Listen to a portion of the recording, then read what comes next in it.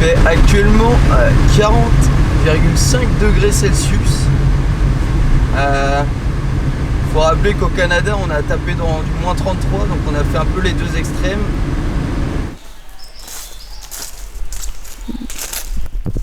On ramasse ces déchets. Bande de...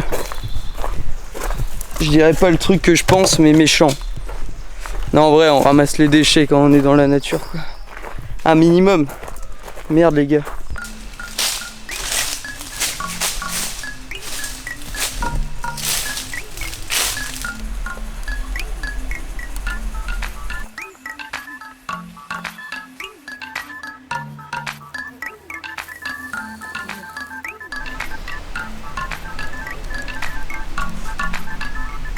Ah, la jungle. Plutôt cool, non? Notre bonne vieille Gaule que l'on traite avec précaution nous a emmenés jusqu'ici, dans le Chiapas et plus précisément à Palenque. Palenque, c'est l'un des plus impressionnants sites mayas dont on connaît l'existence. La civilisation maya a vécu approximativement entre 2600 avant Jésus-Christ et l'an 1520, et il y a encore 200 ans nous ne connaissions rien des Mayas tant la nature avait repris ses droits sur la plupart de leurs cités.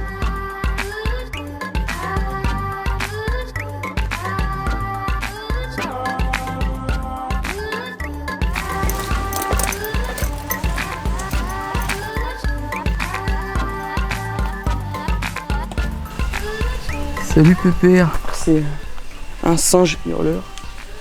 Voilà, il est pas bavard. Non, il est pas bavard là. Il est posé, il fait sa petite sieste.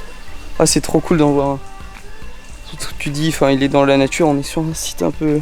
Il y a un peu de tourisme. Protégé quand même. Un site protégé, tu le vois dans la nature, la Pépère. C'est trop bien.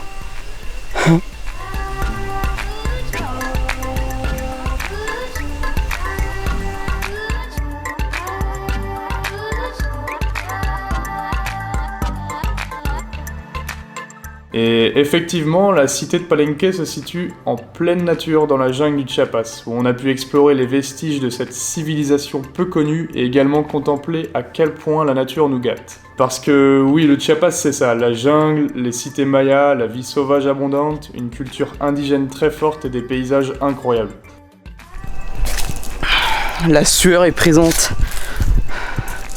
Tant climat humide et chaud, ça pardonne pas. Ça me rappelle quand on était allé en Thaïlande. T'es tout le temps trempé. Mais ça fait partie de l'aventure. Puis on va pas se plaindre, regardez ça, comment c'est beau. Des ruines mayas en pleine jungle. Puis là, il y a vraiment personne, on est trop tranquille. T'entends tous les bruits de la jungle. C'est sympa.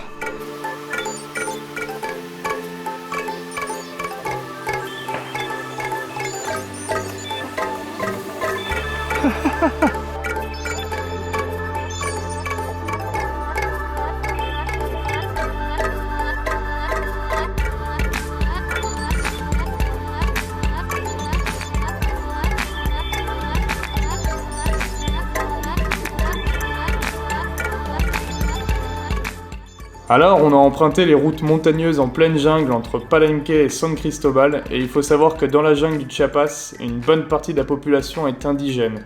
Et sur la route, on a pu remarquer qu'ils abordent un mode de vie très simple, vivant dans des baraquements en bord de route avec très peu de technologie, à part peut-être le téléphone et l'électricité. Ils vivent de leurs plantations et des petits commerces de fortune, et la route dans la jungle est très longue, sinueuse et reculée, loin de toute grande ville, ce qui explique très certainement le mode de vie très traditionnel des locaux.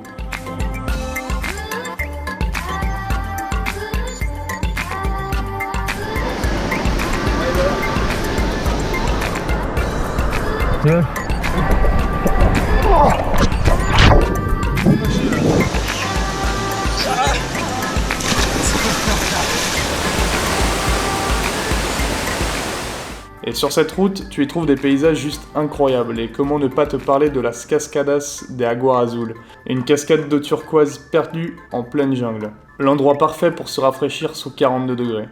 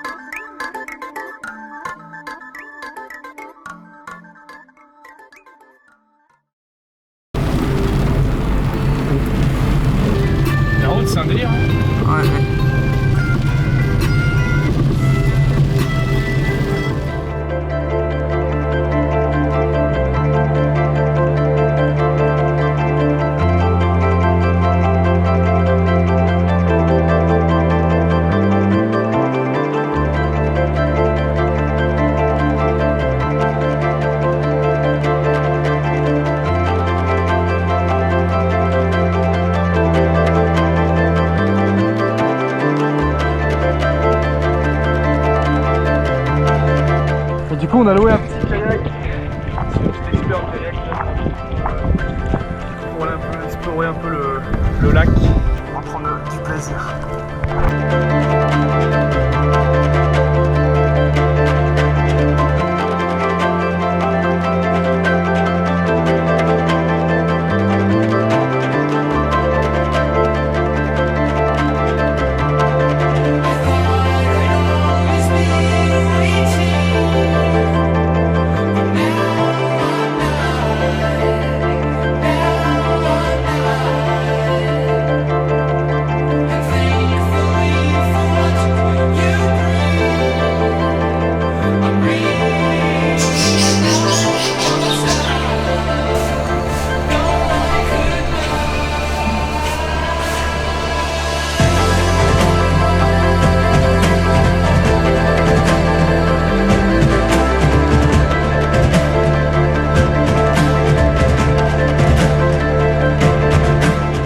Dans la catégorie décor bien badass, on te présente le Canyon del Sumidero.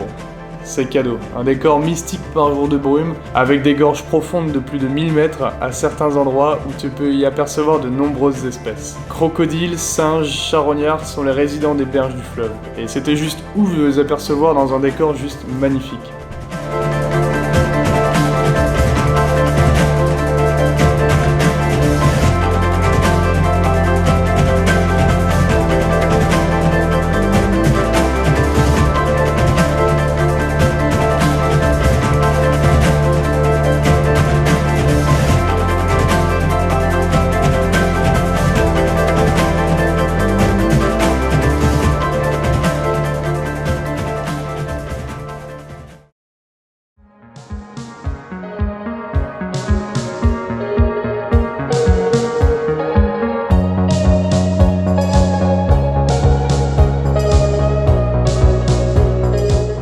Mais on sait pas trop quoi penser de tout ça. Pour faire court, on a pris une lancha pour se rendre sur le fleuve et de nombreux tours y sont organisés tous les jours pour apercevoir les animaux dans leur habitat naturel. Ce qui est super car on n'avait jamais vu de crocodile auparavant. Mais le problème c'est qu'on a vu plus de déchets rejetés par l'homme que d'animaux et honnêtement, on s'attendait pas vraiment à ça. Et les crocodiles qu'on a vus vivaient tranquillement avec nos déchets tout autour d'eux sur la berge. Et pour le plaisir du consommateur, nous nous sommes approchés à peine 10 mètres d'eux, soit trop près, beaucoup trop près, juste pour que l'on puisse prendre une foutue photo. No se pegue mucho. No se pegue mucho. Está grande. Tú vas a ser la primera que te va a dar. On s'est vraiment senti comme des cons d'avoir choisi cette option, comme coupables d'une action qui pourrait mener à l'extinction possible de cette espèce juste parce que c'est cool de voir un crocodile et sans se rendre compte de l'impact que cela peut avoir sur eux. Et plus on avance dans notre voyage, et plus on se pose des questions sur nous, notre espèce, mais surtout notre mode de vie.